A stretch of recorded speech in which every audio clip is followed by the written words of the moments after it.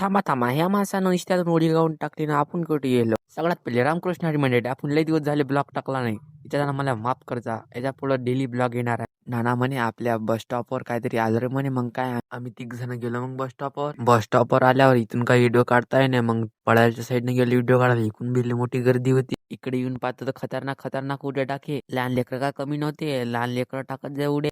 मग काय एका मी टाकली खतरनाक उडी. गावातले 3-4 जण बोलावलं. मग पोट्ट्याला तिथं मग एका लाईन उभं केली. आता काय करते रे बा म्हटलं याच्या सोबत. म्हटलं काकानं खाल्ली मग त्याच्या डोक्यावरून उडी 3-4 वरून. मग अजून 3-4 उड्या खाल्ल्या.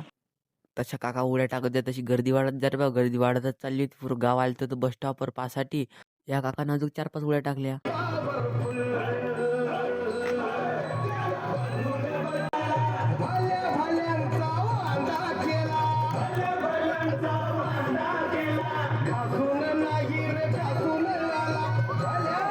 सर्कस झाल्या तुम्ही गर्दी तर पाहू शकता किती मोठी ती गर्दी. मी चाललो तर घरात भेटू मग पुढच्या ब्लॉग मध्ये मित्रांनो. रामकृष्ण हरी.